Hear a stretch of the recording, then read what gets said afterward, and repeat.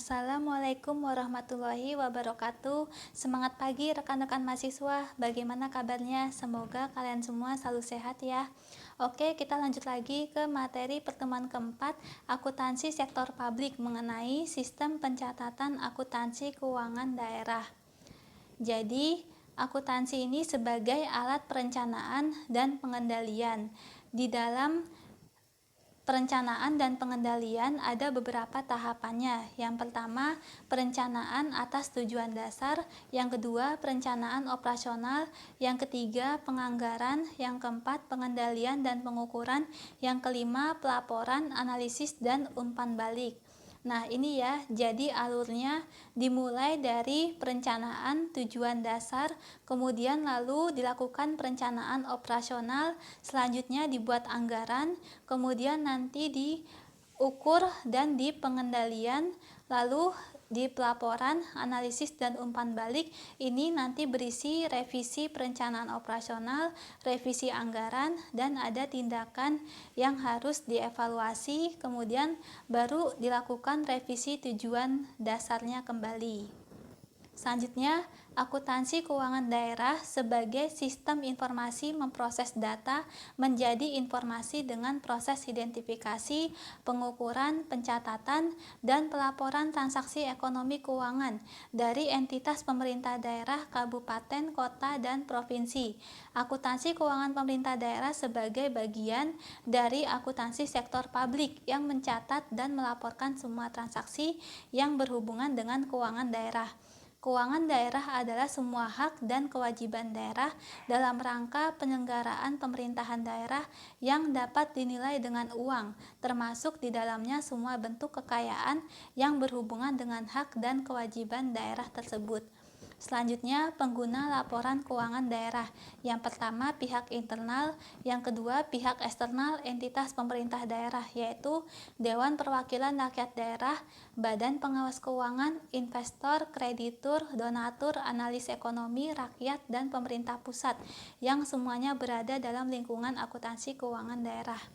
Selanjutnya, berdasarkan Peraturan Pemerintah Nomor 24 Tahun 2005 mengenai standar akuntansi pemerintah, Peraturan Pemerintah Nomor 58 Tahun 2005 mengenai pengolahan keuangan daerah, dan Peraturan Menteri Dalam Negeri Nomor 13 Tahun 2006 bahwa laporan keuangan terdiri dari laporan realisasi anggaran, neraca, laporan arus kas, dan catatan atas laporan keuangan.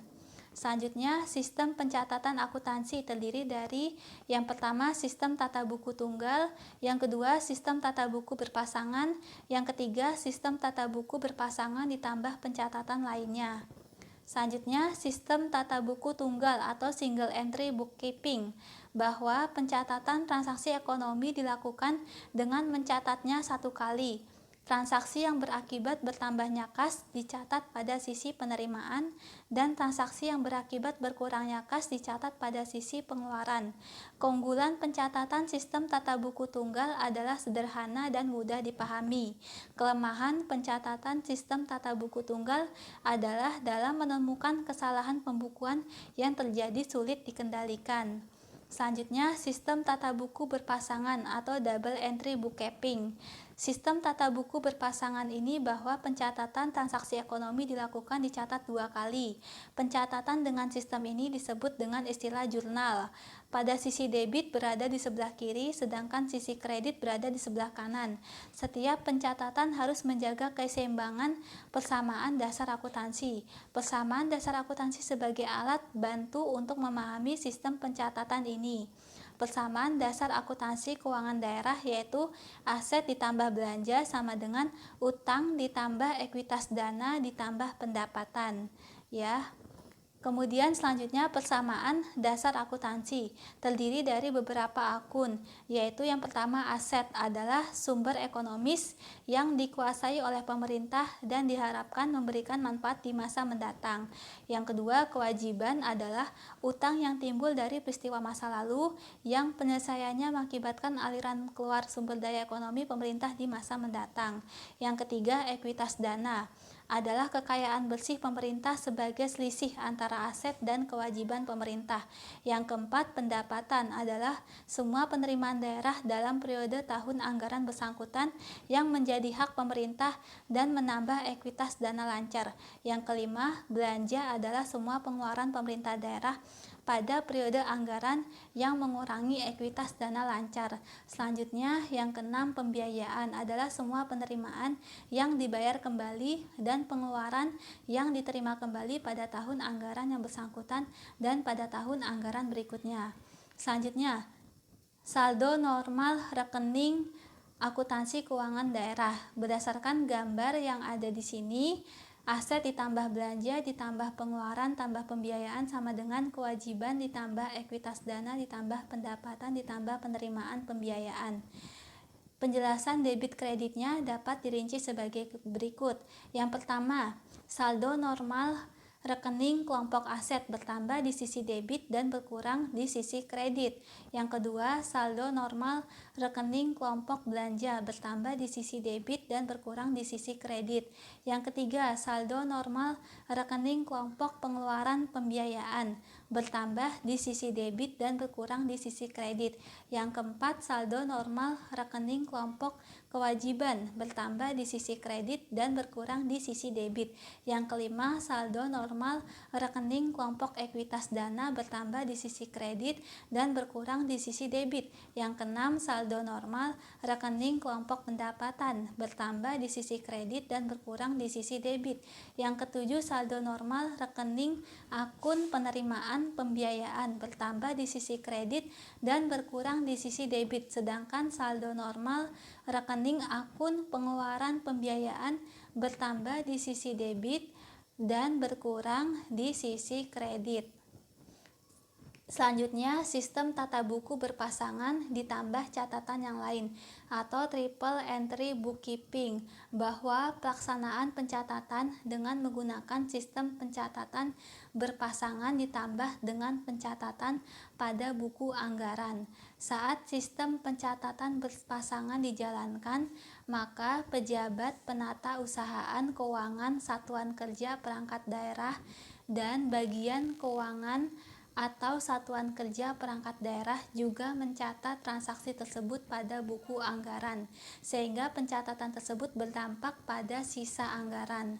Selanjutnya, dasar akuntansi pemerintah daerah. Standar akuntansi pemerintah telah ditetapkan dalam Peraturan Pemerintah Nomor 24 Tahun 2005 yang diperbarui melalui Peraturan Pemerintah Nomor 71 Tahun 2010 ditetapkan standar akuntansi keuangan daerah. Menurut standar akuntansi pemerintah, bahwa pengakuan adalah proses penetapan terpenuhinya kriteria pencatatan peristiwa dalam catatan akuntansi sehingga menjadi bagian yang melengkapi unsur aset, kewajiban, ekuitas dana, pendapatan, belanja, dan pembiayaan yang tercantum dalam laporan keuangan entitas pelaporan yang bersangkutan.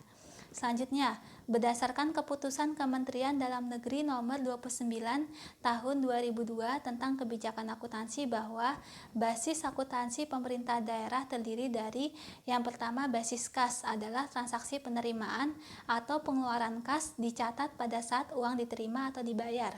Yang kedua, basis akrual adalah pencatatan transaksi berdasarkan peristiwa bukti akuntansi atau berdasarkan periode akuntansi.